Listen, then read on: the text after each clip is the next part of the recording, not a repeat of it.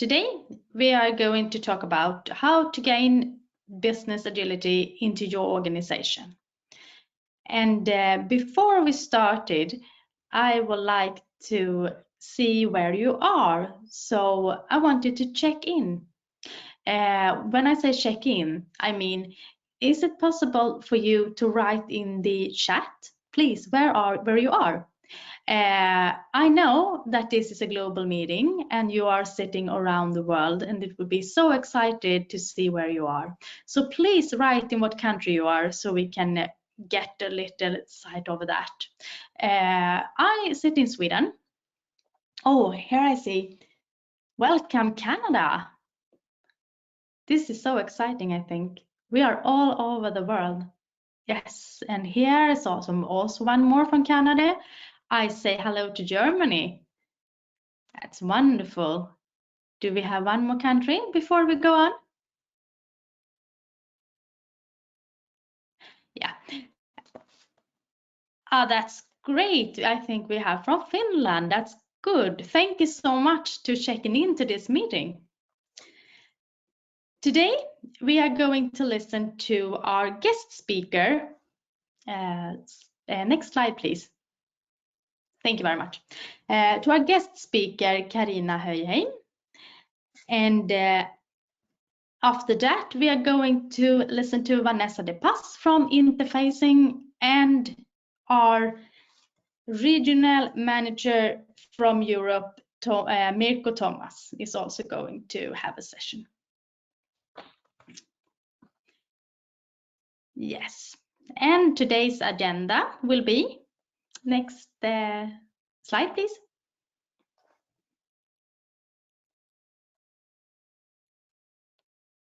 I'm experimenting some delay in the internet, so sorry for that, but I think it goes to the next slide. Yes. Yeah. Yes, thank you very much. The first session will be Business Agility with SAFE, our guest speaker, Carina Höyheim. And after that, we will have a demo from Vanessa De Pass from Interfacing, and we will, in the end, pick up some questions. And regarding questions, please do not hesitate to put your question into the questionnaire on your right side on the screen so we can talk about them in the end. That would be fantastic, and I come back to that later. And now I will give the word to Vanessa. Thank you very much. Thank you, Shanti, and welcome everybody to this evening webinar. I am so excited again to participate in this, and we had one session in the morning, so it was very exciting to see how it spread were our audience also from over the world. So now I think that we can expect you to learn from us about business agility with SAFE, that it refers to scale, lean, and agile principles and competencies to achieve business agility in your business. And yeah, we will wait some few minutes that Carina will talk about that. And then I will show you our solution EPC and how easy and fast is to build automated workflows to gain agility in your business. That's will come next, the slide there when Carina ends her speech. But for now, I want to introduce and let's welcome Mirko Thomas, who will share us about some information about interfacing. So let's welcome Mirko. Well, thank you, Vanessa. All right. So, I mean, interfacing is an industry leader since more than 25 years. And this reflects in the appraisal, which we continuously receive from the globally most relevant analyst and advisory firms. So independent advisor Gartner, they list us since almost 10 years, each year in several of their Magic Quadrants. And as you can see, there is already a category which is called workflow automation, which is mentioned here. and that's the topic that we're gonna talk about later in the live demo. Also, what I also would like to mention is that we have now reached, since quite a while already, the level of more than 1 million users which use our solutions in 46 countries around the globe. And also, I should mention our global presence around the globe, with offices in North America, in Europe, in Asia, and in Australia.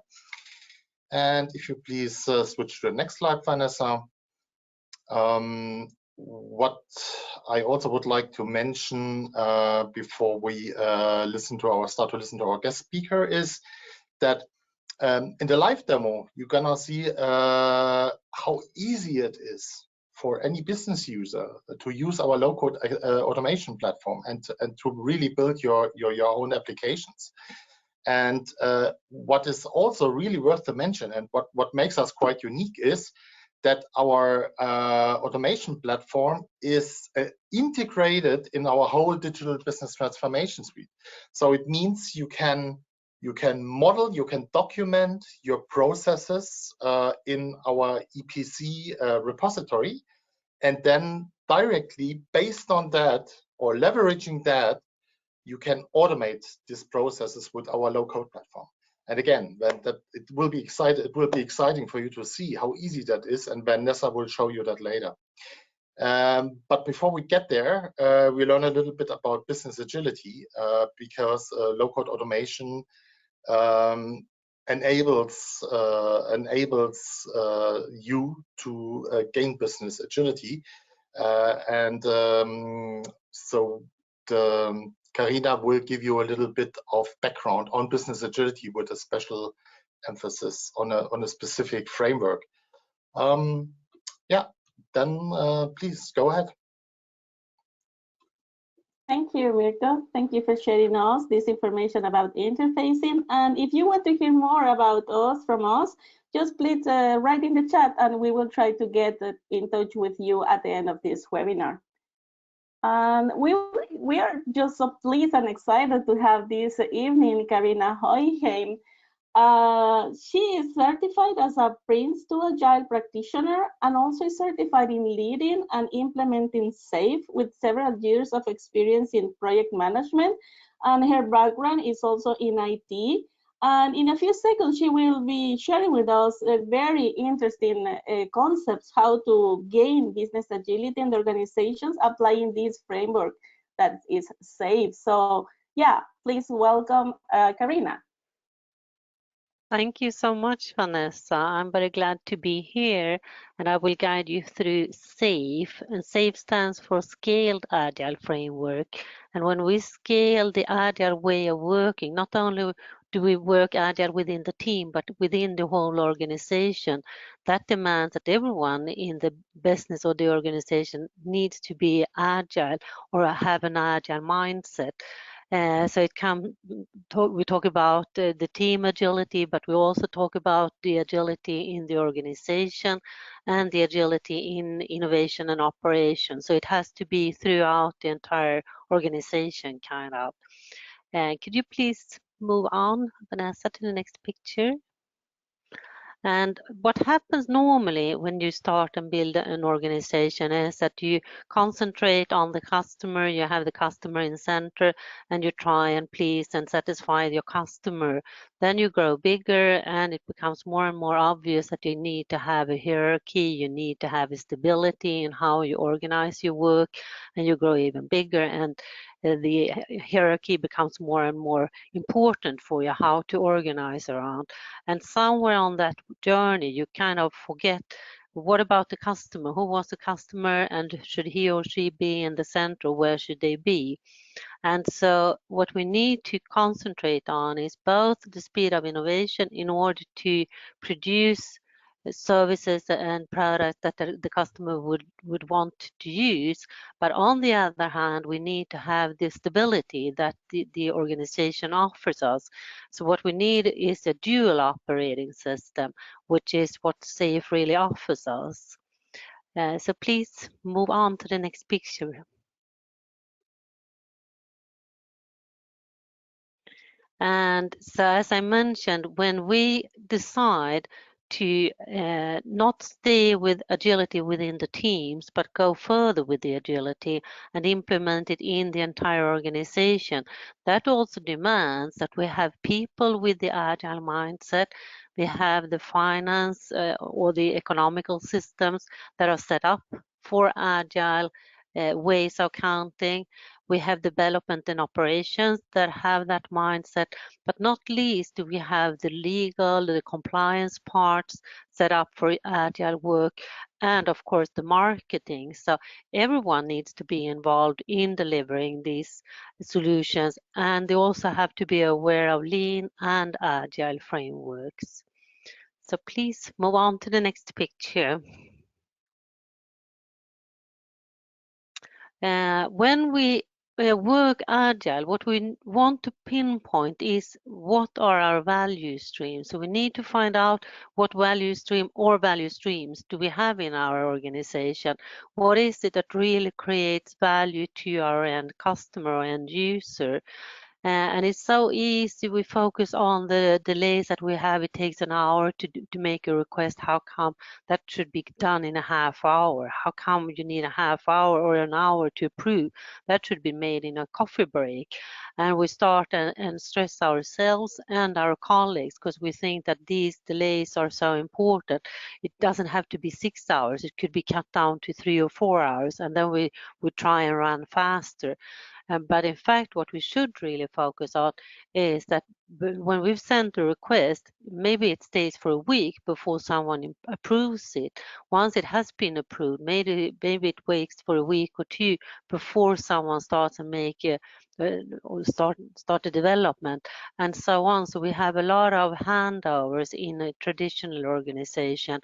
And that's often, or that's normally where the delays show up, when we have a handover from one department to another, from one technical skill to another technical skill, and maybe we don't even know things are waiting for us. Things are in my mailbox and I'm supposed to open it, and that's often where the delays show up. And that's what we need to optimize. That's what we need to find out, to be able to not only find out the value streams, but also optimize them to get rid of the delays, really. Could you please switch pictures for me? And once we have pinpointed the value streams, we will need to measure them. And the thing is, when we want to measure them, that we need to have objective milestones. Not only do we want to measure the progress, but also the product and the process. And when it comes to the product, first of all, of course, we want to set up a feedback link or loop so that we get customer feedback and can pivot or change direction depending on the feedback that we get. But also we need to have key performance indicators. Where should we be? What should the product look like at this time of development, so that we have something to compare with?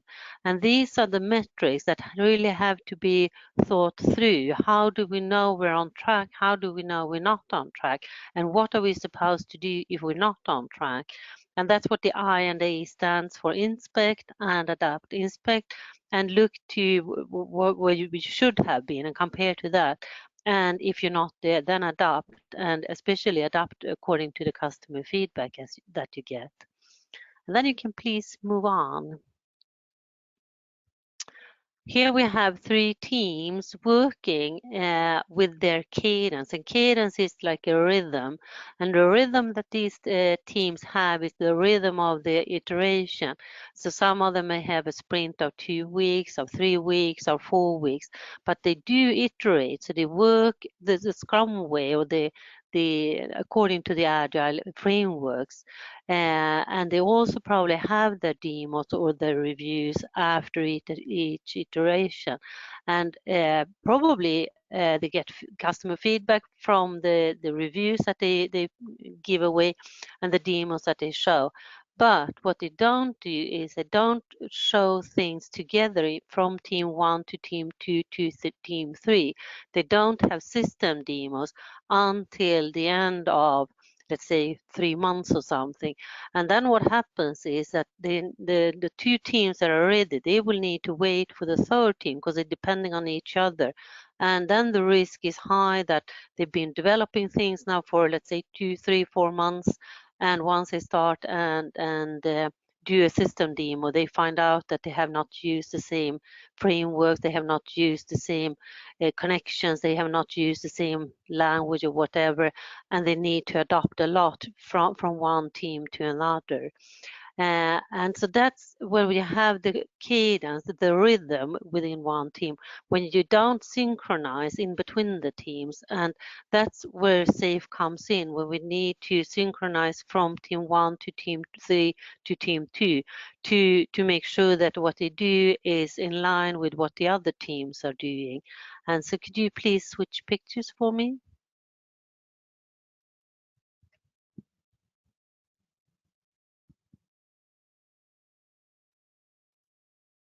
Thank you.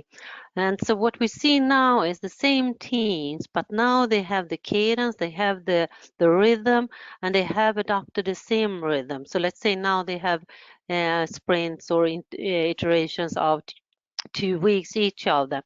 But also what you can see now is that every 2 weeks or after each sprint, what they do is they do set up a system demo just in order for them to make sure what we have developed in our team really fits together with what they have developed in the other teams. There are no big issues in between. And if there are issues, then we can start the next sprint with these adaptations that we need to do, so that when we meet again in 2 weeks, the system demo will really work out, so that we get the feedback regularly or after 2 weeks more or less, that the system really works, things that we contribute with fits together with what the other teams contribute with each system demo. What you can also see in this picture is the program increment, and that's like the heartbeat. When we talk about this cadence in SAFE, there actually are 2 cadences or rhythms. You have the rhythm in the iteration, which hopefully, or what SAFE wants it to be, is 2 weeks iterations. But then you also have the cadence of the program increment.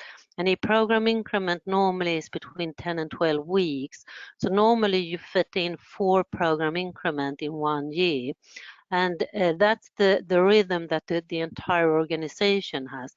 So you have the rhythm of the train, you know, the dunk, dunk, dunk, dunk, which is the iteration, but then also you have dunk, dunk, the program increment. So you have 2 rhythms, and you have the cadence, and you need, or what SAFE really promotes is the synchronization from one team to another.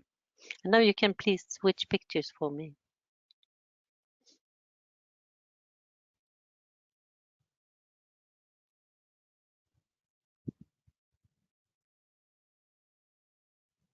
And as you can probably figure out, values doesn't follow silos, and that's also why SAFE does not want us to work in the kind of hierarchy silos. It's not so that business itself creates value, but business depends on hardware, software, test winning, and so we all depend on each other. And the problem with these silos is that there's often delays when you do the handoff from one department to another. There may even be political boundaries that prevents us from cooperating. And it's also so that sometimes some of these silos are geographically located at different locations, which make it communication much more complicated. And the challenge that management normally has when we have this traditional way of organizing is to connect the silos, to make people co-work and really try and find a solution that takes all the best from all the different parts of our organization. And so you can switch pictures for me, please. What SAFE actually promotes is that we organize around the flow of value, or the value stream. And so a value stream would be the sequence that is used to deliver value to the customer or the user. And the customer and the user, of course, can be internal or external. So it's the whole sequence for the customer order, for instance, to deliver the value, or so that we in the end will receive cash or some kind of value. And it also contains all the people that are involved. And SAFE talks about these T-shaped people that you may recognize from other Agile frameworks, where you specialize maybe, let's say, in testing, but you know a little bit about how to write requirements, you know a little bit about how to develop, or you specialize in developing, but you know a bit about requirements, you know a bit about testing, so that we can in case someone gets sick or for some reason cannot be at work, we can help each other and follow up the spots that are missing. And so you can please change pictures for me again. And so the way SAFE promotes this is that we create Agile release trains, and each team here should be able to explore new technology, new customers, new markets, integrate the solutions, deploy the solutions, and release the solutions to the customer. So each team, you can think of a team of let's say 7 ± 2 people, and in one Agile release train there will be around 10, 12, sometimes even not more than 5 teams. But normally in an Agile release train you will find 100 and 150 individuals or persons sitting there with all the knowledge that they have, so that they can do the requirements, the development, the testing, everything is done in that train. And that's the cadence that the train has is synchronized, because we have the same length of the sprints, but we also have the system demos, and we all work with one single program backlog. So that's a high level backlog. And each time we meet, because what happens is that for each program increment we will need to meet, and each time we meet to commit to what we will do as a team for the coming 3 months, what we do is we work from the program backlog and look into what fits with our knowledge, what fits with our velocity or capacity from the prioritized program backlog. So we all on the train have the same vision or strategy, if you like. So then we can change pictures again, please.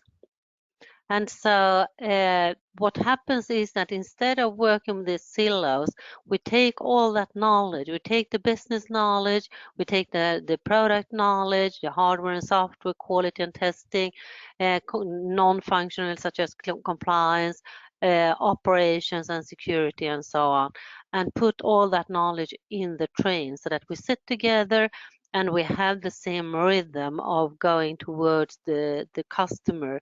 And so the difference in between traditional project management is that what you do traditionally is you create a project and you move the people to the project.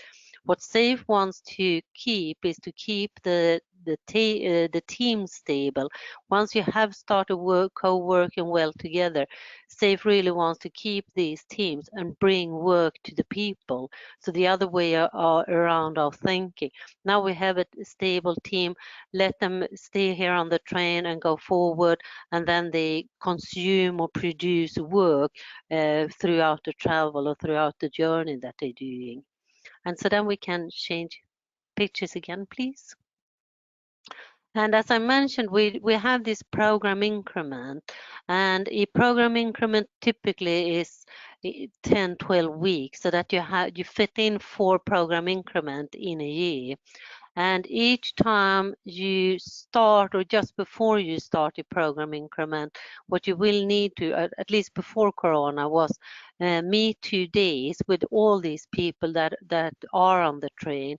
And what happens here is that product management is there to make sure that all the work that will be taking place for the coming 3 or 4 months or 10 to 12 weeks is according to the vision that we have as an organization.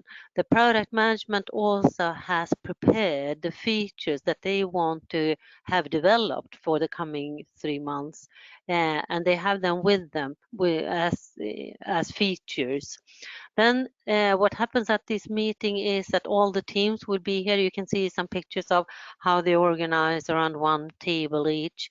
And what they do is they fit in these features into their agendas, and they also divide the features into stories. So what has happened before that meeting is that management has divided the epics into features. Now the team divides the features into stories and into tasks, so that once we come back from this PI planning meeting, we're ready to start working on the features, on the stories that we have committed to. So we, as a team, own the story planning and the commitment that we do, and also the high level estimation of how heavy, how complicated are each and every one of these stories. And when it comes to effort estimation, it's like any Agile framework that you're familiar with, like Scrum and so. So normally what the team uses is poker planning or other ways of comparing stories with each other. They probably have their own standard story, and now they compare the other stories to that standard story to see how complex, how complicated, how heavy is each and every story. How many of these stories can we fit into our iterations that we commit to now at this meeting? Also, what happens at that meeting is that you have the architects that set up a high level guidance for the architecture for the coming 3 months. You also have the user experience people there, so that you make sure you not only do you develop, but it's also in line with the guidance that we have for architecture, and it's also in line with the user experience that we want to give to our users or customers. The main advantage actually with this PI planning meeting is that you meet each team, because some of my customers, they are located throughout the world and normally they wouldn't meet, and now all of a sudden every 3 months they meet, they talk to each other, they establish relationships that they would normally not do. And once they come home, it's so much easier to talk to someone, to chat with someone, to call someone or mail someone that you already have set up a relationship to. Also, what happens at these meetings is that you have the dependencies discussed from one team to another. If you're not ready with whatever you develop, it means we cannot start our development. So it's a trade-off. Where should the resources be? Where should we start? How do we make sure that the teams that we're depending on really understand what we need from them in order for us to get started with what we want to develop? And also the main impediments that cannot be solved within a team can be solved there, because you have all the Scrum Masters, they meet, they have Scrum of Scrums, which is the meeting for the Scrum Masters, where they can discuss impediments that are common to several teams, or even on a level that it cannot be solved within a team. It needs to be solved on the next level. And so then you can please change pictures for me again. And so the process itself is that before we meet, before these 2 days meeting, what has happened is that product management has discussed what top features do we need to have developed the coming 10 weeks, 10 to 12 weeks.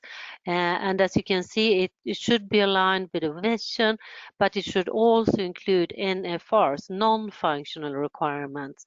And when we talk about functional requirements, we talk about capabilities. When we talk about non-functional requirements, we talk about conditions and constraints, such as following the laws and being tied back by a program that you need to use for the coding, for instance. So what the product management has prepared before these 2 days meeting is what features do we want to have done, both when it comes to functional requirements and non-functional requirements. Then we go to this PI planning meeting, and what happens here is that each team commits to a certain number of features and stories, and they also write their objectives for the coming program increment, which is normally then 12 weeks. And product management, what they do is they look into these objectives to make sure they are in line with the program objective, to make sure that each team will contribute to the vision that we have for the program. Also, one output that you will get is the program board that you can see in the bottom, where you have each team, you have each iteration, and the red strings that you can see are major dependencies. And that's really what management needs to keep an eye on, to make sure things are not delayed because other teams are depending on the outcome or the output from certain teams. So then you can please change pictures for me again. So the benefits really of this PI planning is that normally before Corona, you met face to face, you established relationship, and you had this communication, both of course within the team, but mainly between the teams that are sitting on the same train. Also, you make sure that what we commit to the coming 10-12 weeks is in line with the business visions, is in line with the PI objectives or the program increment objectives that we have for the entire program. Also that we discuss the dependencies, and we also collaborate across these different teams that are still on the same Agile release trend, the ART. It's also about having an architecture guidelines for architecture and user experience, so that we know what we develop the coming 3 months is really aligned with the architecture the way it should be, and we have also considered user experience. So for management, it's very much about making sure we use the capacity, we use the resources that we have in the optimum way, but also it's about eliminating queues and also make sure we have a flow through. We don't build up a lot of queues, we don't build up a lot of waitings, but we have an idea of how much work can we have in progress. And Vanessa will talk more about that later on, how that's done in interfacing. Also, what happens at these meetings is that people are there, so you can easily take the decisions on man to man when you're standing there, when you're meeting there. So the decision process is so much faster since you meet face to face. So that's everything for me. So now I leave the word for Vanessa. Thank you so much for listening. Thank you, Carina. As I am experimenting some internet issues, I will not turn on my camera, but thank you for letting us so many concepts about business agility. And if we apply SAFe now, it's no longer just for technical teams, but we can apply it throughout the entire organization. So it's very interesting how we can promote alignment, also collaboration and delivery across teams. I am very glad to hear you this evening, Carina.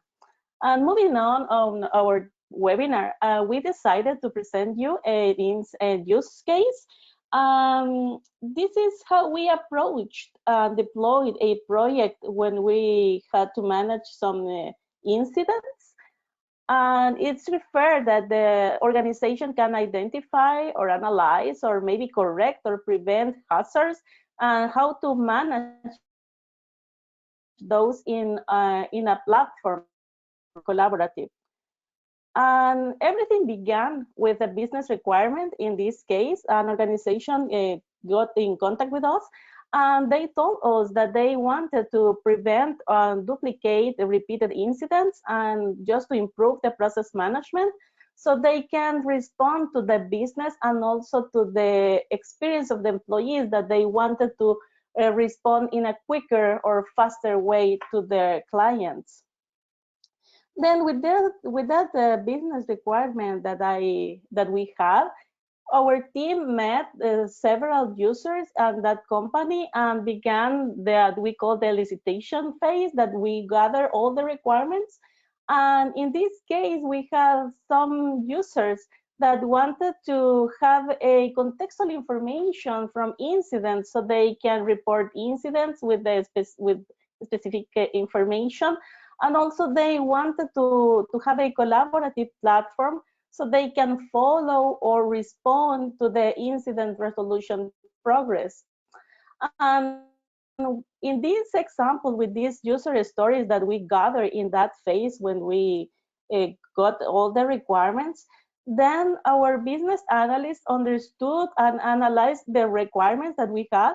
And with the team, they converted all those user stories into technical specifications to build a solution. So it's like you see in the screen now. And then the next step is to start building the application that the user will use in a web browser or an environment.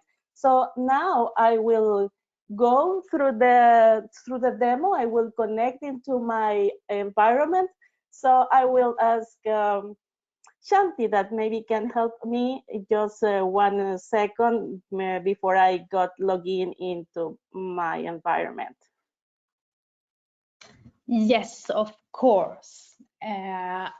I will take the opportunity to remind you of writing down questions in the questionnaire, and also I will inform you that you will have this slide deck in 24 hours after tonight. So thank you, Vanessa.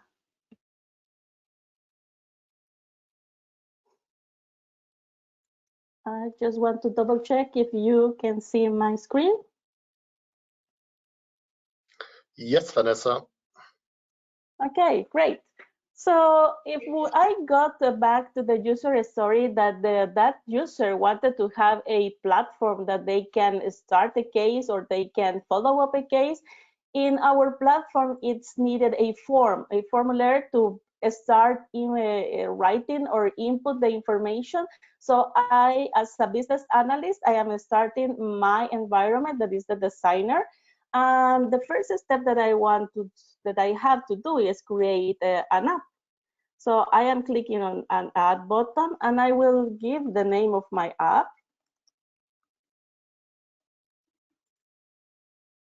And just, I forgot that it's too long.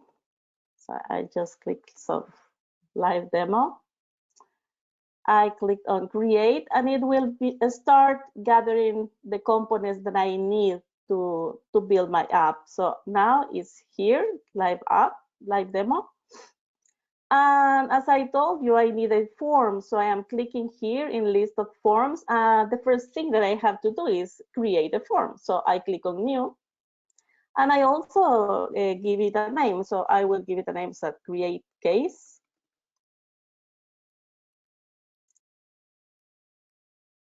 It saves successfully. And then it asks me if I want to start designing my form. So I click on yes. And this is my space where I will be designing my form so far. So I have to move some space here.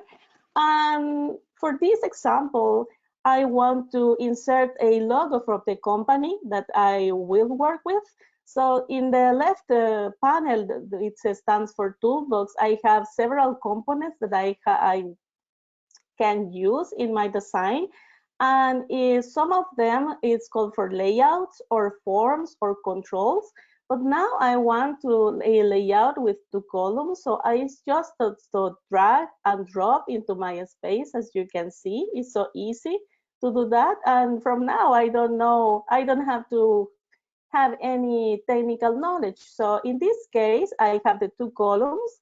And then I need to insert the logo. So I will pick up from the controls a control that is named is static image. So if you see, I just write or wrote ST, and it will gather me the information that, or the controls that match with the first letters. So I drag and drop again. And from now, I have to pick up that image that I want to show in this design. So I am clicking on this, so now I will pick up the picture from my computer. So I am picking the interface logo in this case, and I click on upload. It's uploaded into my environment. So then I click on select. And as you see, you can have the picture in your design.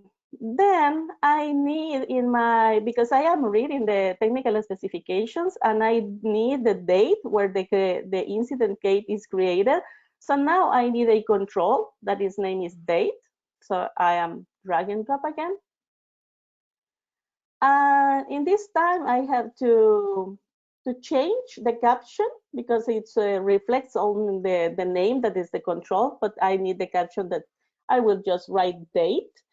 And I'm keeping designing my form.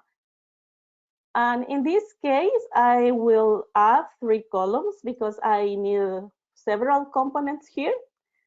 And I forgot that at this time, I forgot that I needed a label. So I go back here and I just click on label, and as you see, I drag and drop, and I can keep adding some components. So it doesn't matter if I missed maybe this step because I can go and insert like I did now. And in this label, I just change the caption as an incident management.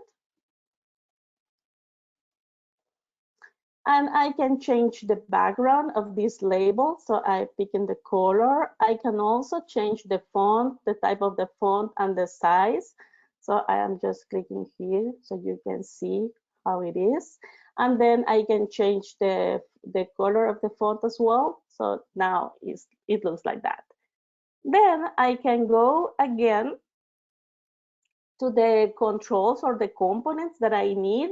And in this case, I want to select the user that is starting the case.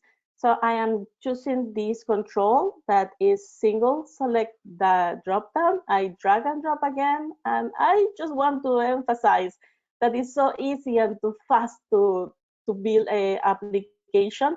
And so far, I don't need any code because everything is like pre-built for me. In this case, this drop down, I will call as a user, just the caption will be user.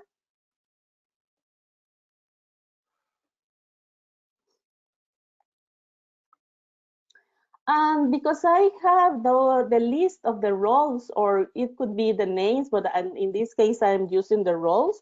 Because I have the list of the roles in my database, I have to link this field with the database. So in this field, I will write user, and I need to link to the database that I have the information. And my table in the database is called role. So this is the way I link those fields. And then moving forward with the specific, with the technical specifications, I also will add a radio button just to show you different components from the designer. And in this case, I will call as a type of incident. And then I will go down and will define what are the list of those type of incidents that I have. Then I can have the English caption, as you see, French, German, Arabic, Swedish caption. This is that our platform is multilingual, so I can have several languages in my application. That is amazing. So this I will call you as a new incident. And then click on the add button. And the second item I will call like as repeated incident maybe. And then the third one that is I am adding 3, I will call a critical incident.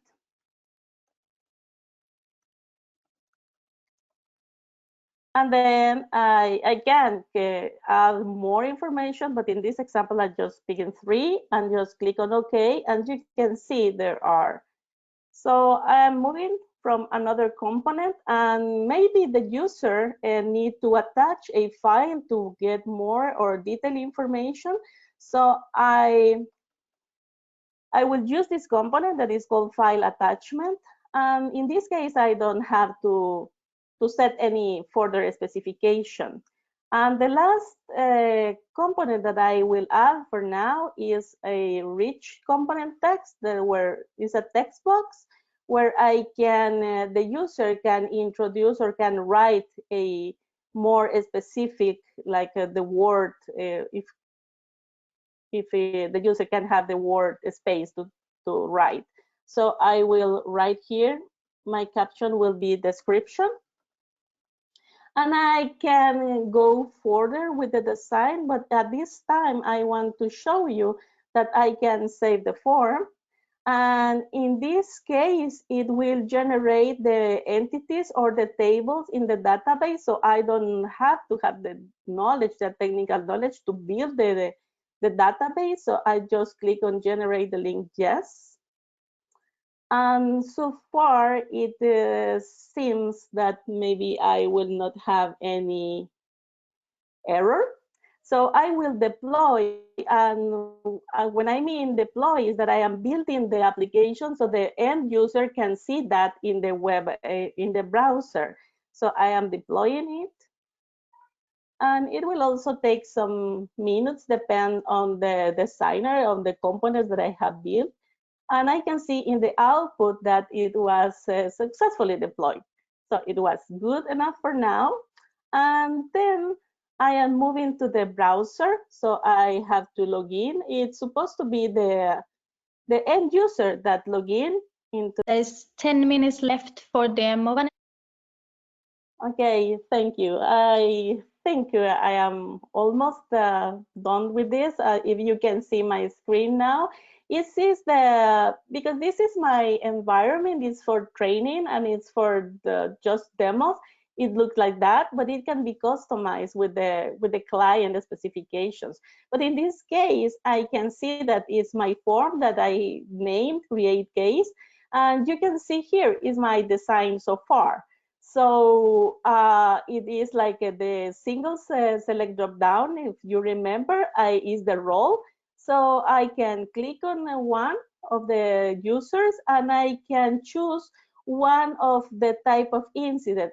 In this case, the radio button doesn't allow me to select more than one. It's just one. It's a new incident. And for the file attachment, I can pick a document or several documents from my computer. In this case, I am attaching the form, and I also can describe my incident in detailed words. And then the designer built already for me this button submit form, and it allows me to send this form to the next step. And how can I build the next step is like I need to add some logic, and for the time is just so tight now I cannot show you that. But the next step is build the logic, what happened if I submit the form, what is the next step, and where is go to. So yeah, I am just clicking, just submit the form, and now it doesn't happen anything because I haven't built any logic for that. So this is the demo that I wanted to show you that is so easy to build applications. And I am switching again to the PowerPoint.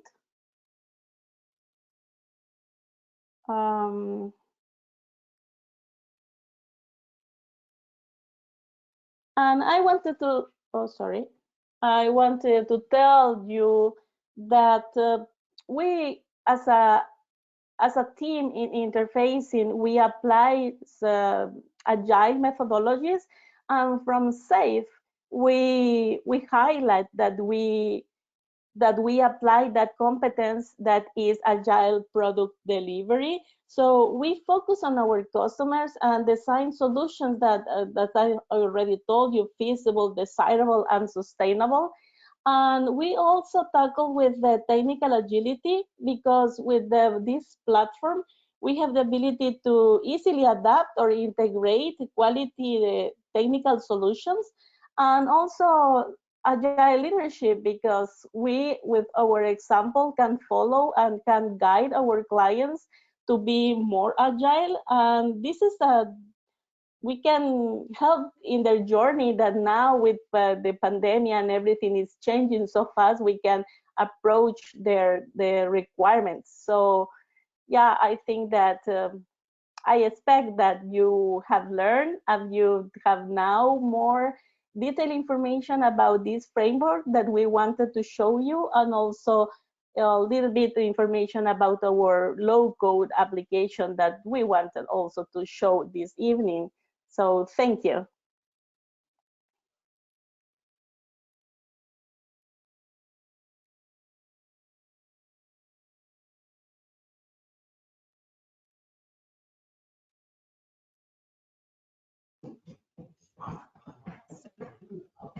Thank you very much, Vanessa.